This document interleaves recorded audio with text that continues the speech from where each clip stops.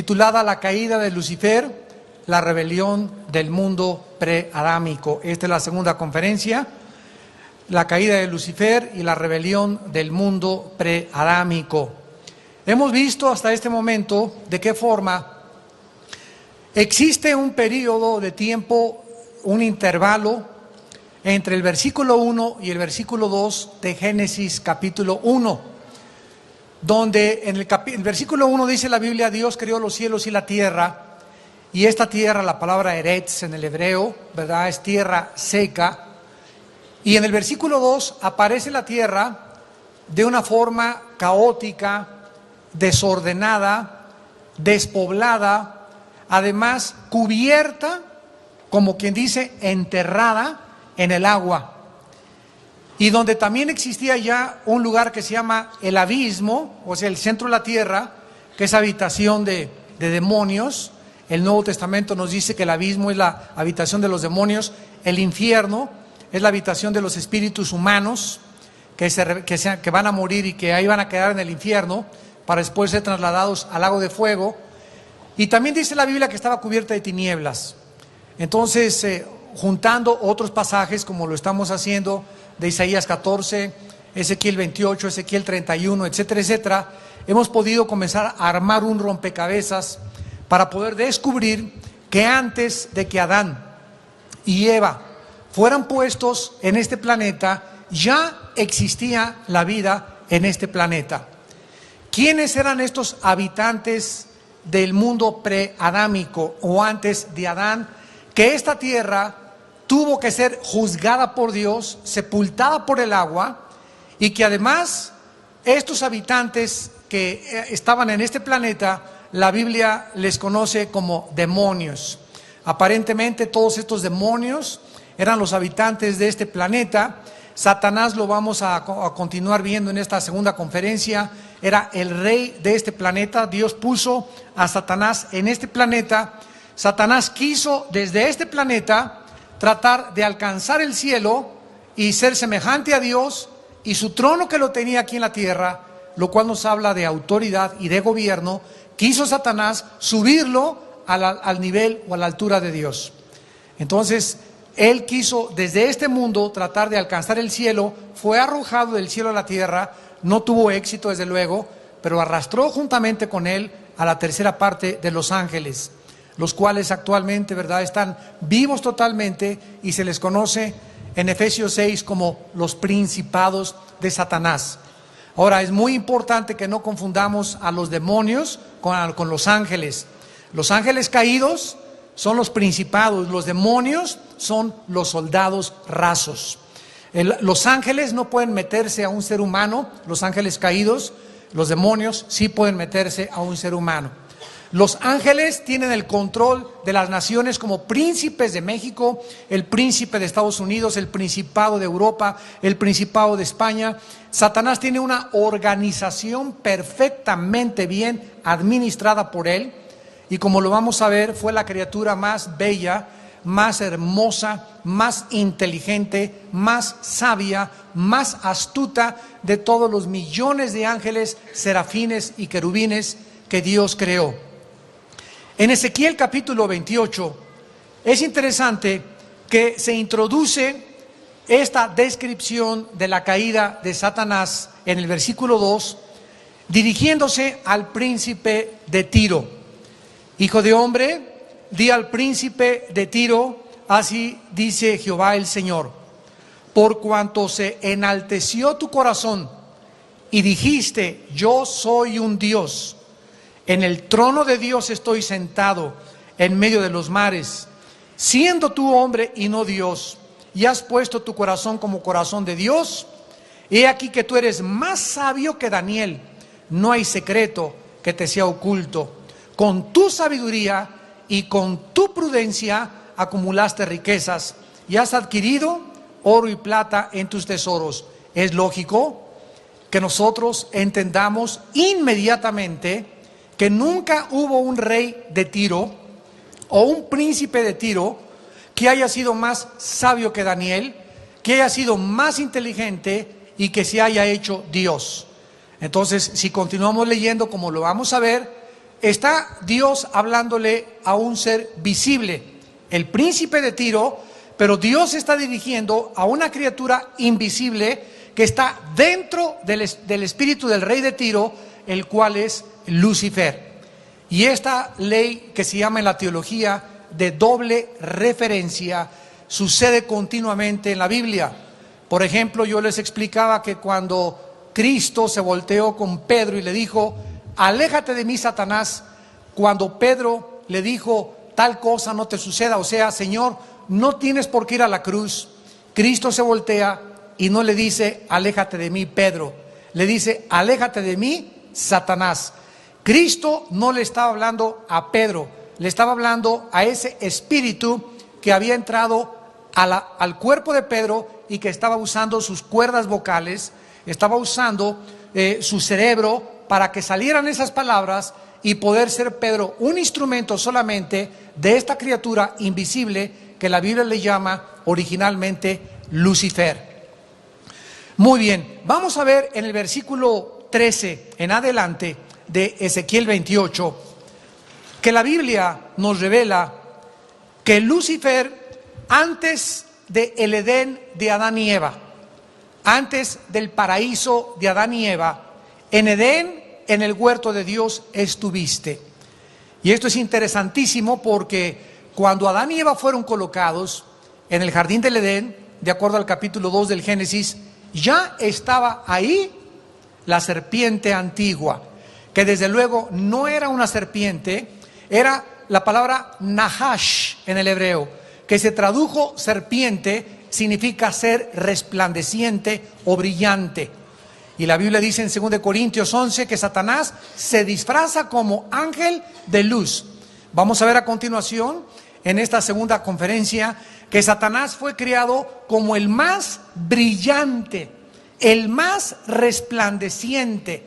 Entonces, cuando a Eva se enfrentó al diablo ahí en el huerto del Edén, Eva se enfrentó no a una serpiente literal que se arrastra o a una víbora, sino se enfrentó a una criatura que nunca había visto ella, resplandeciente, hermosísima, guapísimo, bellísimo, muy bonito, inteligentísimo, con una sabiduría increíble, y que fue el que la empujó o la sedujo para que ella participara del pecado, a través del cual envenenó, o el virus del pecado entró a este planeta y nos contagió a toda la raza humana. Dice en Romanos 5:12, así como el pecado entró, o el virus del pecado entró a este mundo, así el pecado pasó a todos los hombres, por cuanto todos pecamos. La muerte, pues, de acuerdo a la Biblia, tú tienes que morir y yo tengo que morir, porque nacimos contagiados. Nacimos con un virus que la Biblia le llama pecado. Los hombres le han bautizado, por ejemplo, Shakespeare, el defecto trágico. Carlos Marx atribuyó la maldad del hombre a la lucha de clases. Sigmund Freud, el psicólogo vienés, al medio ambiente. Y así cada persona, cada escritor, cada filósofo le han tratado de ponerle un nombre al problema, al dilema humano de la maldad.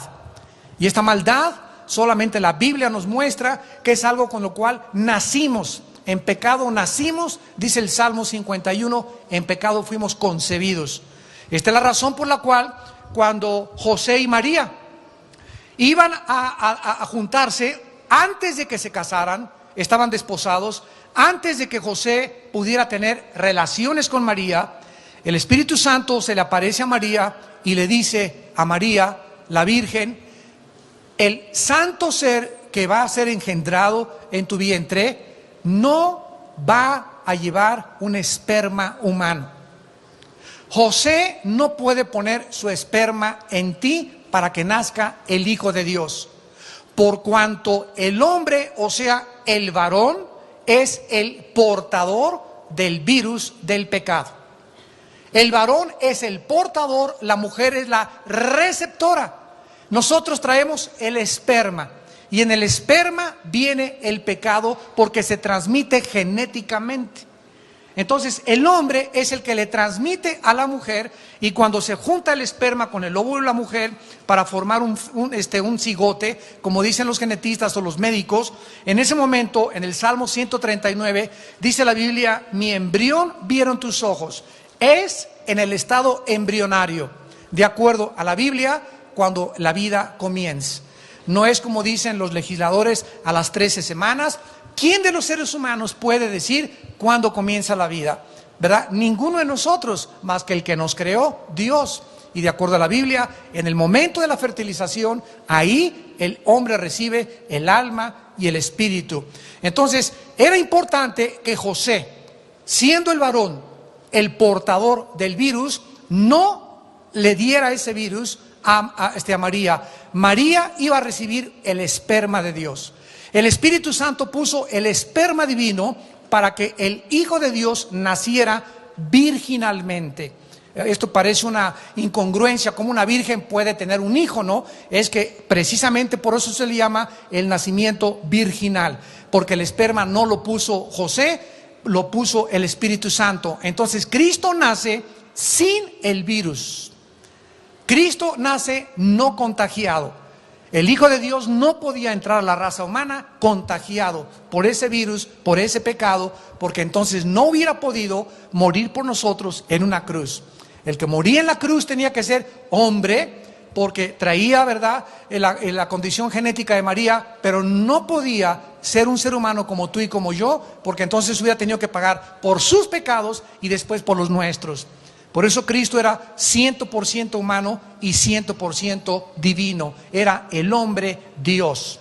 Esto lo comprendemos hasta que la genética en 1860 fue descubierta por Gregorio Mendel, cuando se descubrió por primera vez la transmisión o la herencia, la ley de la herencia que existe en todos nuestros genes. Muy bien, dice el versículo 13, en Edén, en el huerto de Dios estuviste. Y esto no está hablando de un Edén y de un huerto antes de Adán. Porque Adán no estaba vestido de piedras preciosas, ni su vestidura era cornalina, topacio, jaspe, crisólito, esmeralda, ni tampoco para Adán los primores de los tamboriles y las flautas estuvieron preparados. Y en el versículo 14 el Espíritu Santo nos revela que está hablándonos de un querubín. Tú, querubín, grande protector, yo te puse en el santo monte de Dios, allí estuviste en medio de las piedras de fuego, te paseabas.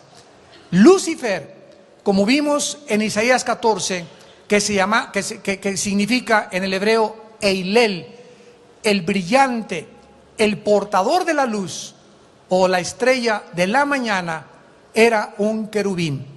Dentro de los seres que Dios ha creado, hay tres tipos de ángeles. Están en primer lugar los serafines, que son los que están arriba, dicen Isaías 6, arriba del trono de Dios, y continuamente dicen Apocalipsis también que están diciendo: santo, santo, santo eres el Señor, toda tu gloria llena la tierra. Estos querubines tienen 6 alas, con 2 vuelan, con 2 tapan los ojos y con 2 tapan sus pies. Es tan grande la santidad de Dios que estas criaturas llamadas los serafines, la palabra seraf significa los que arden, o es tan grande la pasión por el amor de Dios de estas criaturas, santo, santo, que solamente es lo que hablan y lo que sale y lo que publican acerca de la divinidad de Dios, de la maravilla de Dios. Estos ojos se tapan, es tan grande la santidad de Dios que no se atreven ni siquiera a mirar a Dios.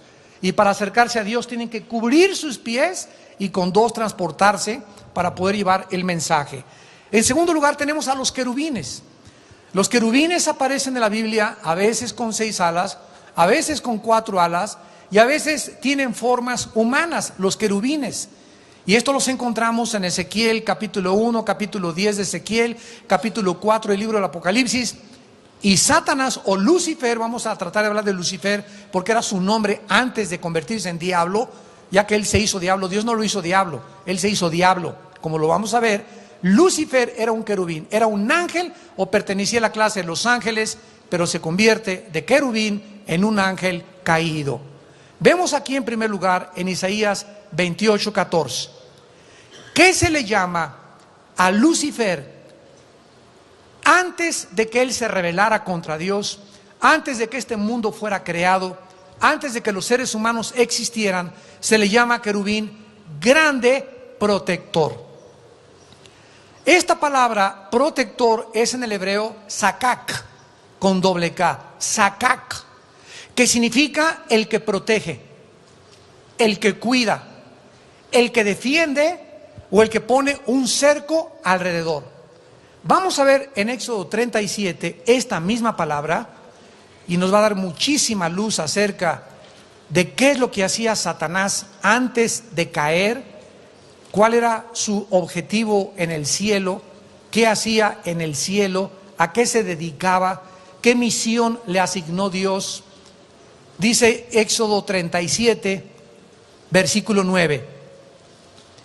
Éxodo 37, 9. Y los querubines extendían sus alas por encima, cubriendo sakak. La misma palabra que se usa para Lucifer, querubín protector. Cubriendo, protegiendo con sus alas el propiciatorio. Y sus rostros, el uno enfrente del otro, miraban hacia el propiciatorio. Cuando Dios le dio a Moisés los planos para construir todo lo que los muebles interiores del propiciatorio, le dijo que labrara, no separado del propiciatorio, sino de la misma pieza del propiciatorio, a dos querubines. Y estaba aquí el propiciatorio, que era donde el sacerdote entraba en el mes de Tishri, en el día de Yom Kippur, del día de la expiación, a ofrecer la sangre para la redención de los pecados de Israel, y la rociaban en el propiciatorio, y debajo del propiciatorio estaba el arca, y el arca tenía las tablas de la ley, tenía la vara de Aarón, y tenía un pedazo de maná, que representaban la ley de Dios, el camino de Dios y el alimento de Dios.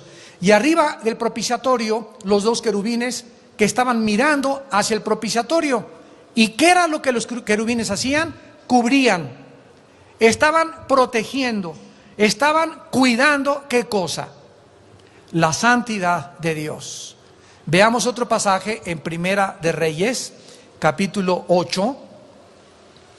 Primera de Reyes 8, versículo 7.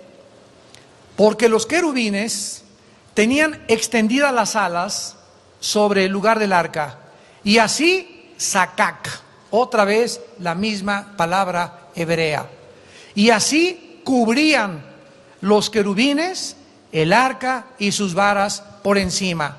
Primera de Crónicas, ahí después de Reyes llegamos a Primera de Crónicas capítulo 28, versículo 18.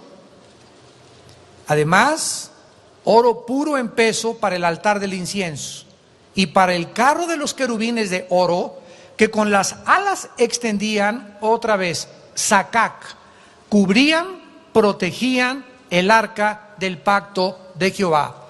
Vemos pues a los querubines siendo descritos por el Espíritu Santo como cubriendo, como protegiendo con sus alas el lugar de la cruz.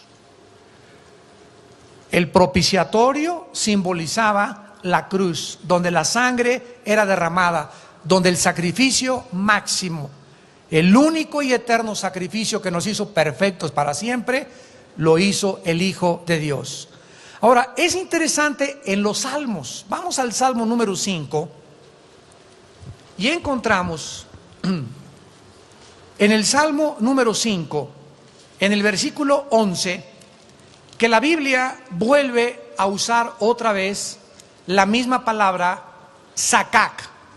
Alégrense todos los que en ti confían, den voces de júbilo para siempre, porque tú los sakak, tú los proteges, tú los cuidas. Se tradujo en la versión del 60, tú los defiendes. Vemos nosotros pues que se usa de Dios defendiendo a los que confían en Él. Y en el Salmo 91, tan bonito y tan precioso que todos se lo saben de memoria, en el versículo 4, Salmo 91, 4, dice la Biblia: con sus plumas te cubrirá, y debajo de sus alas estarás seguro. Esta palabra cubrirá es otra vez la palabra hebrea sakak. Así pues, esta palabra se usa para cubrir, proteger, bajo sus alas. Entonces, ¿qué es lo que hacía Lucifer? Querubín protector, querubín sakak.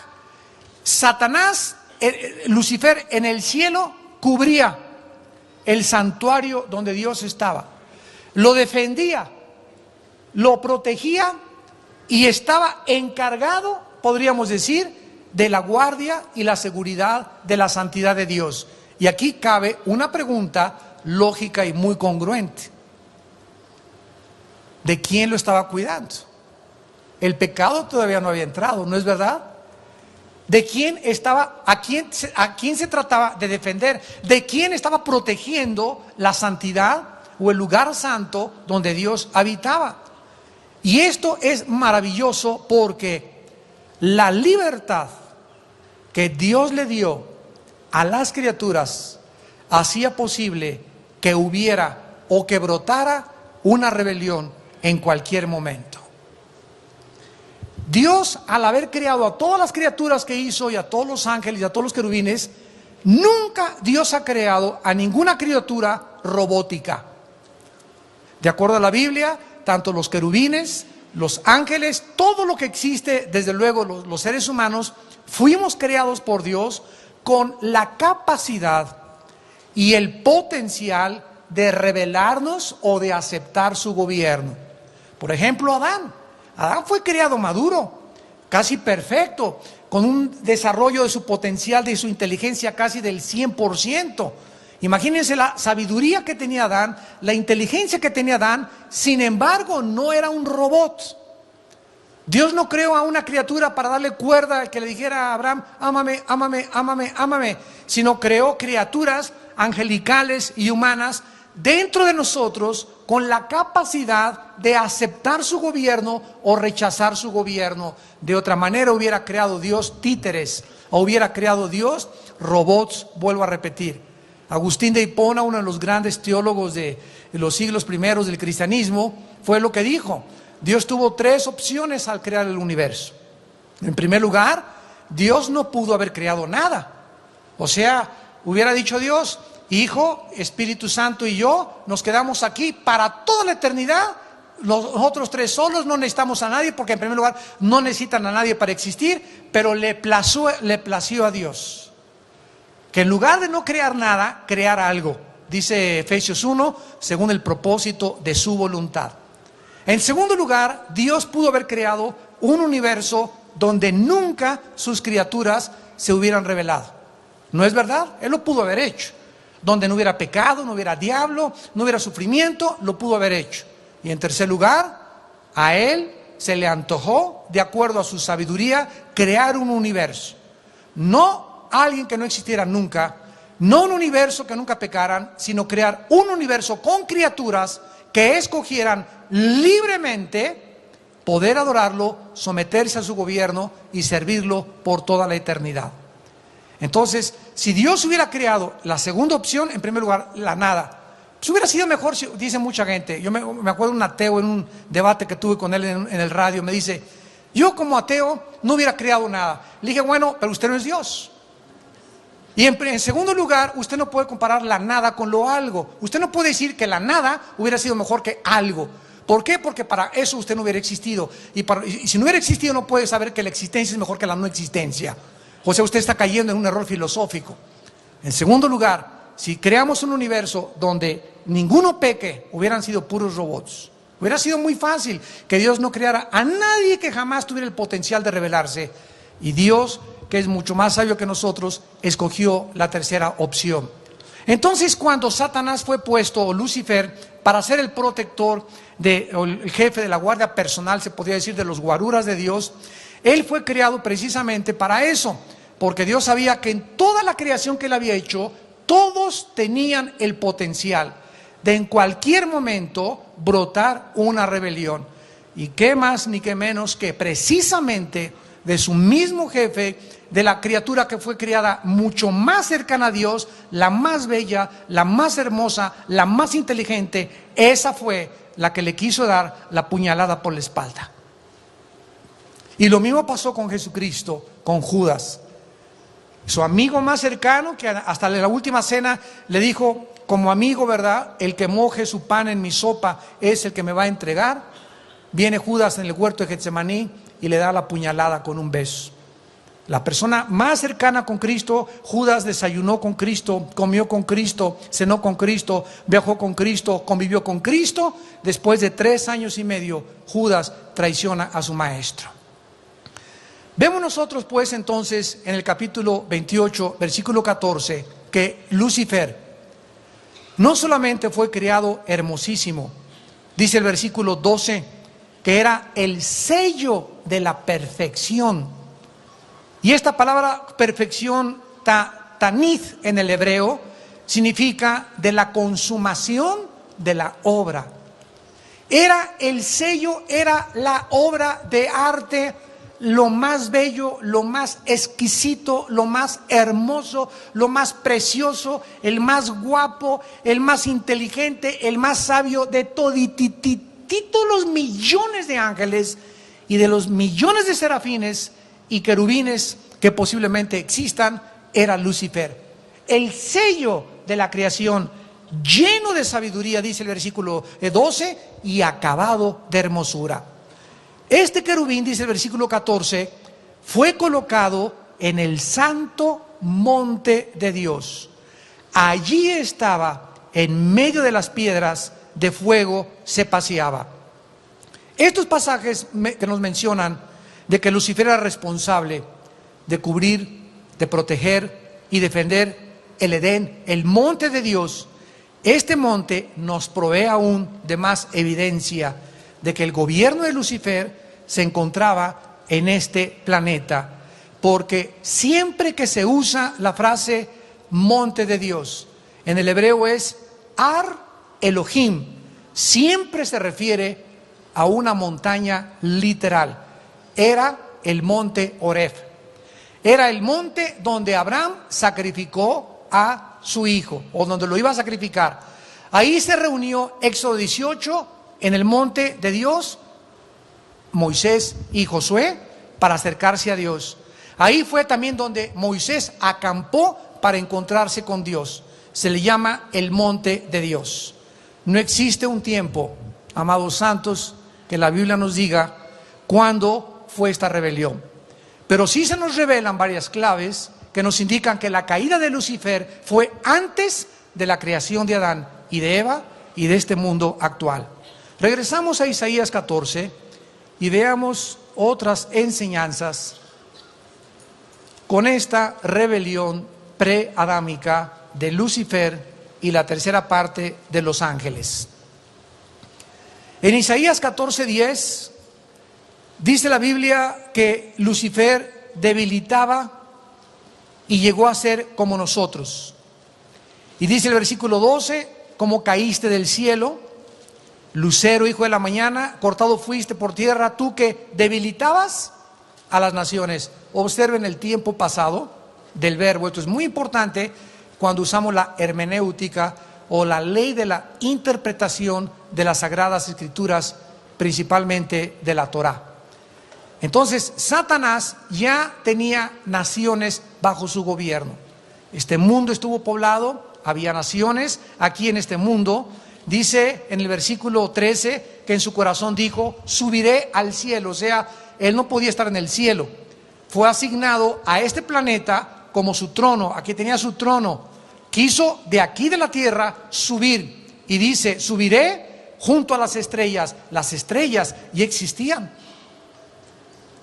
Las estrellas ya existían antes de la recreación de los 6 días de Génesis capítulo 1. Levantaré mi trono y en el monte del testimonio me sentaré a los lados del norte. La Biblia dice que hay 2 creaciones. El mundo invisible o espiritual, el mundo visible o el mundo físico. Antes de que existiera el cosmos, el mundo visible el mundo físico, ya existía el mundo invisible espiritual. Dice Hebreos 11, 2 y 3, que las cosas que Dios creó por la fe entendemos, que las cosas visibles que vemos, esta cosa que todos vemos, ¿verdad? Todo lo que pienso, todo lo que me rodea, salió del mundo invisible. Por lo que las cosas invisibles que no se ven son más reales que las que vemos. Y nosotros, desgraciadamente, como estamos guiados y dirigidos por los 5 sentidos, ojos, oídos, olfato, gusto y tacto, dicen muchos ateos, yo no creo lo que no veo, lo que no huelo, lo que no oigo o lo que no percibo con mis 5 sentidos. Esto se llama empirismo en la filosofía. Una persona empírica es una persona que dice, yo no creo lo que no veo, lo que no huelo, lo que no siento, lo que no toco.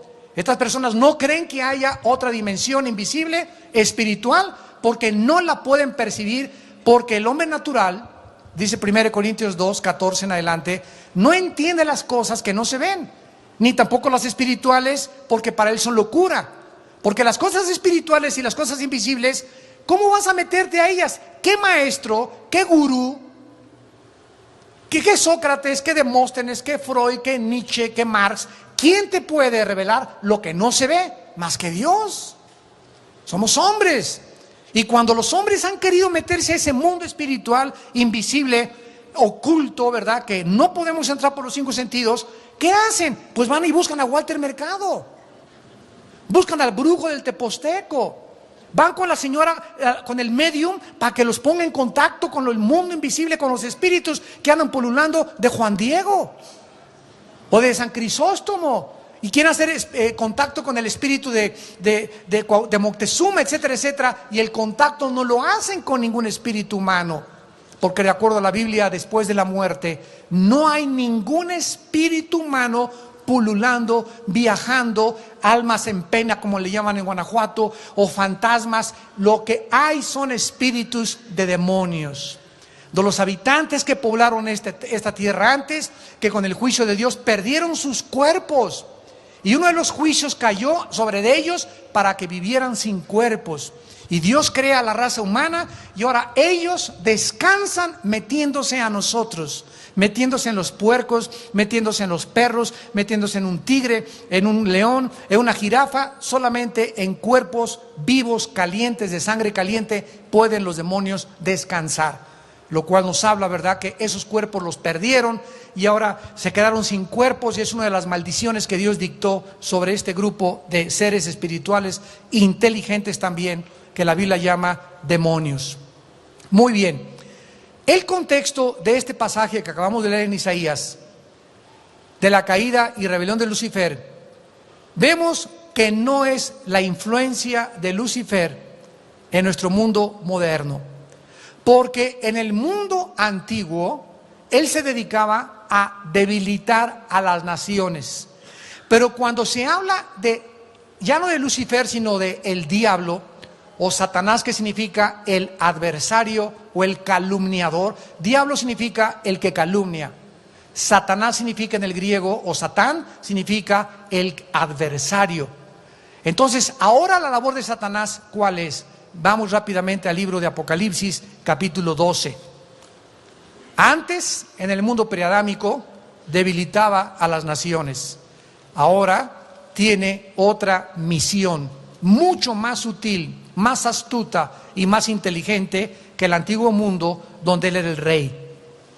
Dice en Apocalipsis 12, versículo 9, y fue lanzado fuera el gran dragón, la serpiente antigua que se llama Diablo, que significa el que calumnia, y Satán o Satanás, que significa el adversario. Escuchen lo que dice, el cual engaña al mundo entero.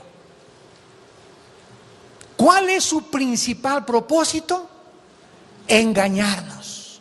Como les dije en la primera conferencia, no solamente te engaña poniéndote pornografía y haciéndote creer que si no eres feliz con tu esposa, vas a ser feliz con otra mujer con otro cuerpo, o otro hombre con otro cuerpo.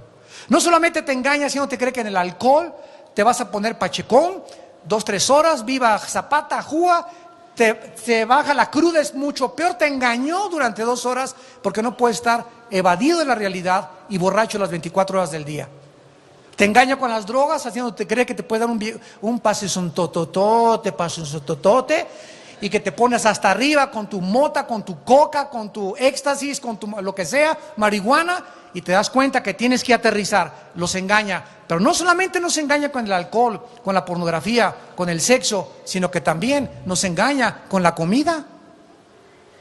Y dijimos en la primera conferencia que te presenta también ese pie rico de queso, además con mermelada alrededor de fresa, arriba una cereza y crema. Irresistible, ¿verdad? Sobre todo cuando te lo ponen ahí enfrente de ti en la mesa, después de que te acabaste medio plato de chilaquiles o un plato entero de espagueti.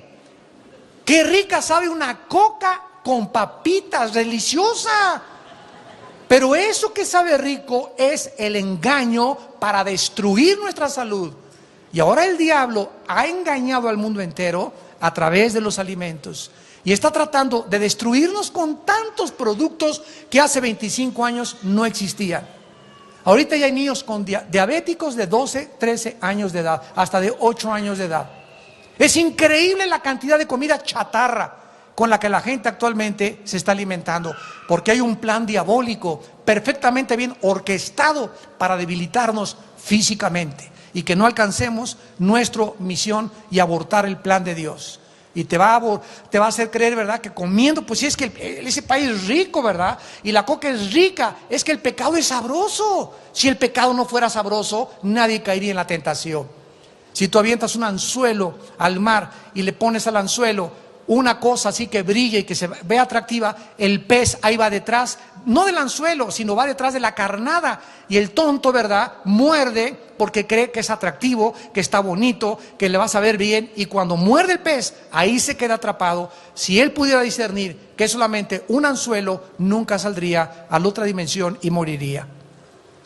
Así Dios nos pone, ¿verdad?, chavas guapas, alcohol, el dinero es toda la felicidad, y nos engaña a los políticos haciéndoles creer que alguien va a salir con una economía y a los pobres van a dejar de ser pobres, y ese es el problema del ser humano, y siguen los políticos creyendo que el problema es la educación y la pobreza, y que si se reparten los bienes como era el sueño utópico de Carlos Marx, el mundo saldrá, y aunque repartiéramos todo el dinero y no hubiera pobres, nos daríamos cuenta que muchas veces ese dinero de esos pobres con el que salieron de sus jacales se convierten en personas alcohólicas, se convierten en personas como Salomón, que tuvo todas las mujeres y todo el vino y se autodestruyó de todos los bienes que poseía. La pobreza no es el problema del mundo, la educación no es el problema del mundo, la Biblia le llama pecado. Si todos fuéramos ricos, si todos fuéramos de la clase media, ¿dónde estarían los albañiles, los plomeros, los carpinteros, los choferes, los boleros y la gente que necesitamos y que de ninguna manera, por tener ese oficio, son inferiores a nosotros? Tanto un doctor como un bolero, como un campesino, ¿verdad?, son exactamente almas necesitadas de Dios. Entonces, ante los ojos de Dios no hay distinción de personas, ni de raza, ni de personalidad, ni tampoco estrato social. Entonces es importante que entendamos esto: el diablo engaña. Dice el versículo 20 de Apocalipsis, capítulo 20 de Apocalipsis, versículo 3. Es importante que los cristianos entendamos esto. Es la misión del engañarte. Dice Apocalipsis 20, versículo 3, y lo arrojó al abismo. Aquí está hablando cuando Satanás en el milenio sea atado. Y lo encerró y puso su sello sobre él para que no engañase. Aquí se aclara, para que no engañase más a las naciones hasta que sean cumplidos 1000 años. Y en el versículo 8, y saldrá a engañar a las naciones que están en los 4 ángulos de la tierra. Esto será después de los 1000 años. Y el versículo 10, y el diablo que los engañaba fue lanzado en el lago de fuego y azufre, donde estaban la bestia y el falso profeta, y serán atormentados día y noche por los siglos de los siglos. 3 veces se menciona, 4 veces con el capítulo 12, que el diablo engaña al mundo.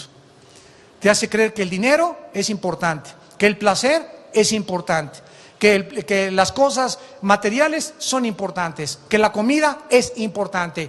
Y viene del cielo un hombre llamado Jesús, y camina durante 3 años y nos dice: no se afanen por su vida, qué han de comer, qué han de beber, dónde han de vivir.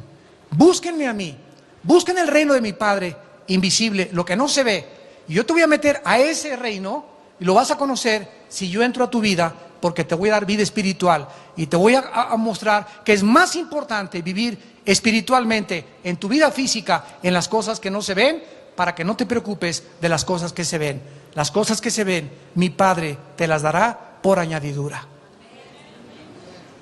Por nada estén afanosos, dice Filipenses capítulo 4, 5 y 6, sino sean conocidas tus peticiones con toda oración y ruego. ¿Algo te falta? Híncate. ¿Tienes un problema? Híncate. Búscame, dice el Señor. Descubre a través de la oración poder penetrar el mundo que no ves, para que en el mundo que no ves se muevan las cosas, y las cosas se mueven en el mundo que no ves, solamente en este mundo a través de la oración. Nunca nada vamos a alcanzar en esta vida si no es a través de la oración. Y mientras más oras, más pones en movimiento el mundo invisible espiritual que no puedes ver. Porque la oración es exactamente como un buzo. Un buzo se mete a una dimensión que es el mar, que no es, nosotros no tenemos aletas ni tenemos agallas. No fuimos creados como los peces para subsistir dentro del agua. Entonces, cuando bajamos nosotros a un lugar, a una dimensión que no es la nuestra, necesito conectarme con mi mundo, con oxígeno. Y los buzos tienen una manguera, ¿verdad?, con el mundo exterior, que mientras el oxígeno llegue de mi mundo, puedo vivir en el mundo debajo del agua. Si nosotros estamos, dice la Biblia, en un mundo que no es de nosotros, que es este planeta, necesitamos, para sobrevivir, estar conectados a nuestra verdadera vida, porque no somos del mundo. Dijo Cristo en Juan 17, pertenecemos al reino de Dios, ya tenemos la eternidad. Entonces andamos aquí en un mundo que está controlado por Satanás. Un mundo donde gobernantes, filósofos, maestros, educadores, pobres, ricos, reyes, campesinos están engañados. Y nosotros ha venido Cristo a quitarnos las vendas y a mostrarnos la realidad. Y para mantenernos caminando en este mundo y sobrevivir y no desmayar, no dejes de respirar. No dejes de estar conectado y hacer contacto con el mundo espiritual, porque no somos capaces en nuestras fuerzas de resistir tantas presiones. Tanta guerrilla, tanta metralla, tantos balazos, tantas cosas, tantas decepciones, tantas traiciones, tantas desilusiones. Ay, hermano, ya no puedo, ore por mi hermano. Ay, ¿verdad? Ore. Ay, sáqueme este espíritu de depresión. Póngase a orar y sácalo usted. ¿Por qué está usted así? Porque ya se desconectó. Me estoy ahogando aquí debajo del mar. Pues agarra la cosa del buzo, ¿verdad? Y póntele y respira. Te estás ahogando porque no estás respirando. Te estás ahogando y no puedes aquí. Híncate y conéctate al mundo espiritual, porque no puedes en tus fuerzas.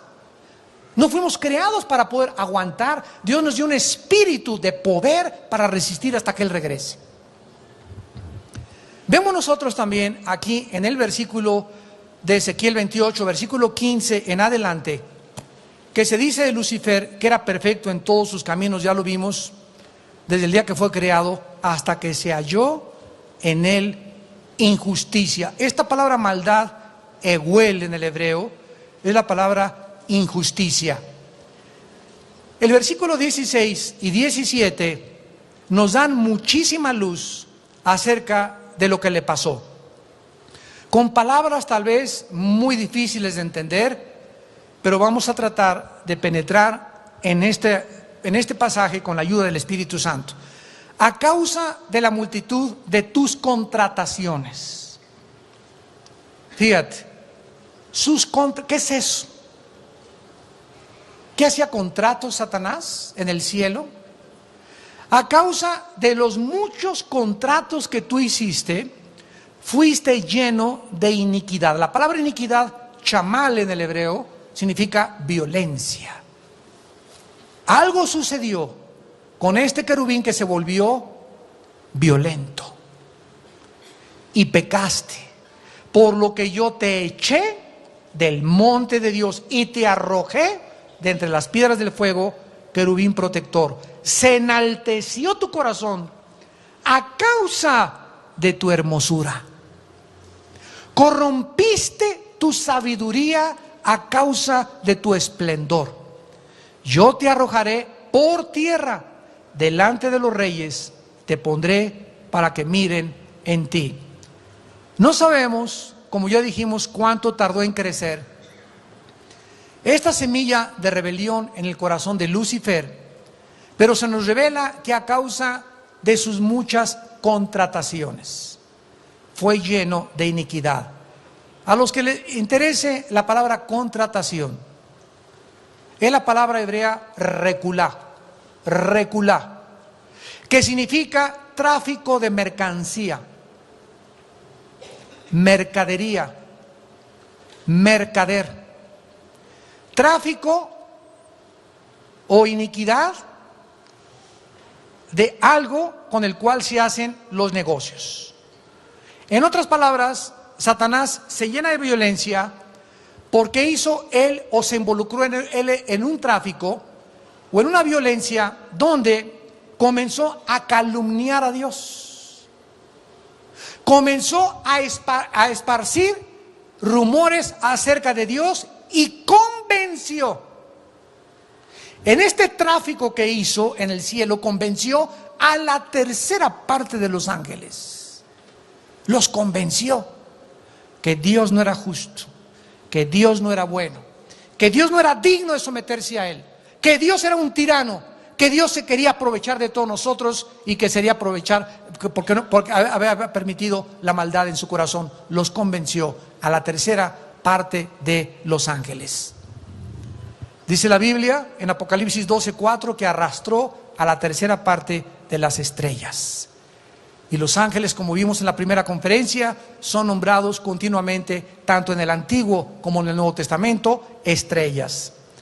También se menciona, ¿verdad?, que en Apocalipsis 12:10, que Él es el acusador de nuestros hermanos. Satanás es el maestro en el arte de inventar chismes, de agarrar a las chismosas de las iglesias y a los chismosos de las iglesias y convencerlos de que comiencen a hablar de alguna persona para lastimar su reputación. La Biblia nos dice que cuando conocemos las estrategias de Satanás y conociendo que esa es su labor, contra un anciano o contra un líder de una iglesia, de cualquier iglesia del mundo, no admitas acusación más que con 2 o 3 testigos. Precisamente porque su labor es calumniar. ¿Qué es una calumnia? Es algo que se propaga para lastimar la reputación de una persona y herir su futuro. Entonces, cuando alguien llegue contigo y te diga, oye, ese hermano, el que sea, fulano de tal, dile inmediatamente, sabiendo que cualquier rumor que te llegue a tus oídos viene del infierno. Y esa persona, para asegurarte si la está usando un demonio o es verdad, dile a esa persona, tú ya fuiste con ese hermano que estás acusando y del que me estás diciendo que lo encontraste en Garibaldi a las 12, aguado de borracho con tequila, cuervo centenario, cantando con los mariachis. Ya fuiste con don Pancho a decirle, don Pancho, anoche lo vi. Te va a contar don Pancho, ¿y usted qué andaba haciendo también aquí? Ese es broma, ¿verdad? Ve con don Pancho y le puedes decir, ¿verdad? Vengo a ayudarlo. Te vi ayer borracho. Te vi ayer que caíste. Te vi ayer sentado o en tu carro con una mujer que es tu secretaria y que no es tu esposa. ¿Sabes qué? Tú eres mi hermano y te amo. Yo te quiero exhortar y decirte con todo mi corazón y con toda humildad, puedo ayudarte en tu vida porque si tú estás recurriendo a esto, estás enfermo espiritualmente. Si tú no has ido con esa persona a la que tú estás acusando antes a tirarle la mano y a decirle que la quieres ayudar a levantarse, no hables mal de ella. No hables mal de ella, quien quiera que sea. Puede ser tu sirvienta, puede ser tu chofer, puede ser tu amigo, tu papá, tu hermano, tu pastor, tu hermano, más nuestros hermanos en Cristo. Porque Él es el calumniador, el que le encanta armar y tejer, hacer un contubernio para lastimar la reputación de las personas. Y estamos llenos en la mayor parte de las iglesias de chismes, de calumnias, de cosas que circulan y ya supiste de doña Chulis anoche. Y la otra, a ver, cuéntame en el teléfono. Y les encanta media hora hablar y tijeretear a todo mundo. Y lo único que hablan es para criticar, atacar, herir y lastimar. Tú eres espiritual, deténlo. Yo no quiero oír nada. Ve con esa persona y dile que la amas y que la quieres ayudar antes de que me hables mal de ella. ¿Por qué? Porque es su labor, la de acusarnos y de calumniarnos y de tratar de que la gente dude de tu integridad y de tu vida espiritual. Él es experto en esto. También se nos revela en el versículo 17 que se enalteció a causa de su hermosura. Ya vimos que fue la creación más bella, hermosa, preciosa que Dios haya creado, por lo cual se enalteció. O sea, se creyó Dios por ser tan hermoso y tan perfecto. ¿Qué aprendemos de aquí? Se llama en la teología la maldición de la belleza. Qué interesante que las mujeres más bellas del mundo, sobre todo las que destacan en Hollywood, no hayan podido encontrar con tanta belleza la paz y no hayan podido quedarse con un hombre. Elizabeth Taylor lleva 9 mariditos, la Chulis. Y así tenemos cantidad de estrellas del cine, ¿verdad?, que ya murieron y que fueron enterradas, Marilyn Monroe, etcétera, etcétera, hombres también, estrellas de fútbol, estrellas de teatro, estrellas de la televisión, estrellas del cine, deportistas, filósofos, escritores, que llegan a creerse dioses. Una mujer así tan bella dice, no eres digno de mí, me voy con otro, y nunca pueden amar a nadie porque están enamoradas de su belleza. Y lo mismo pasa con hombres.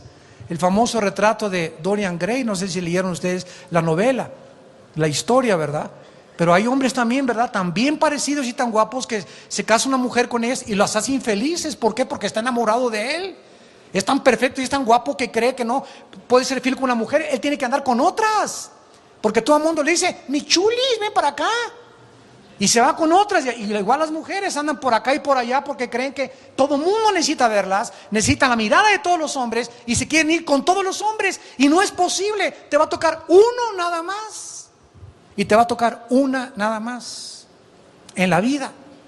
Pero tú crees que puedes con más ser más feliz o con más ser más tranquilo y más paz, y ahí no se encuentra la felicidad, la maldición de la belleza.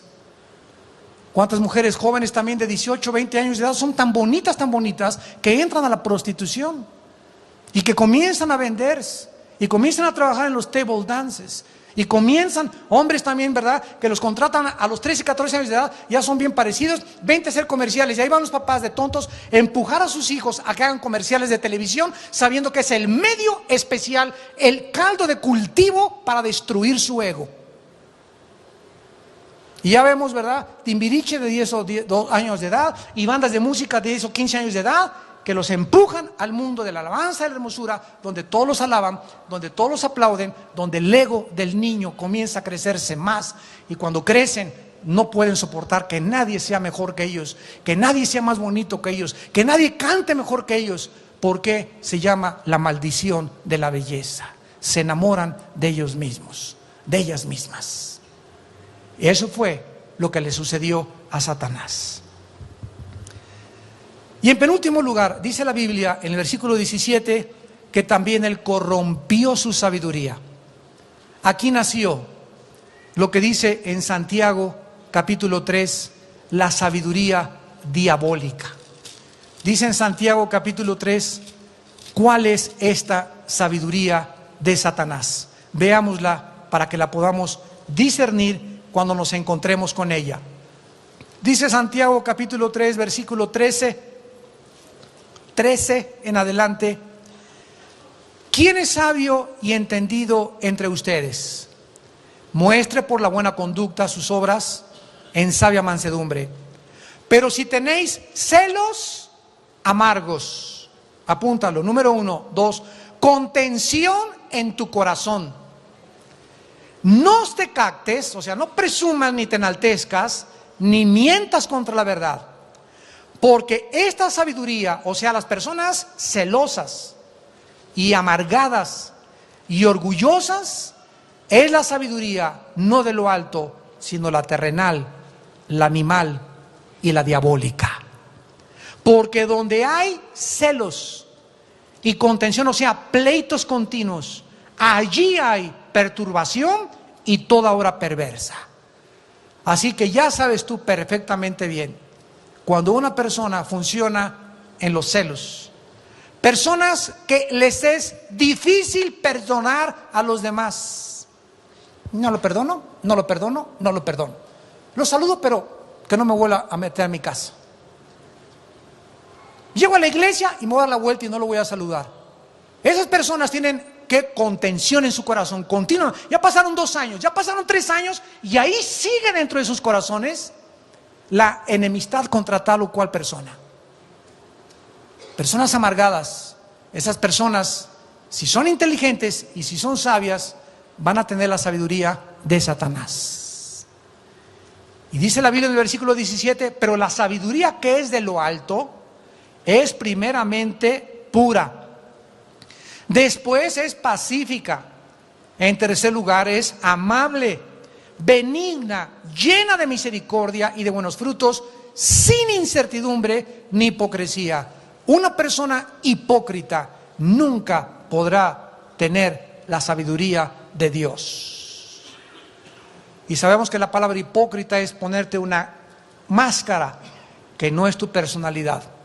Actuar ante el mundo, en la oficina soy una persona, en Plaza Galería soy otra persona, en la iglesia pongo cara de San Crisóstomo y en mi casa pongo la cara, ¿verdad?, de dictador.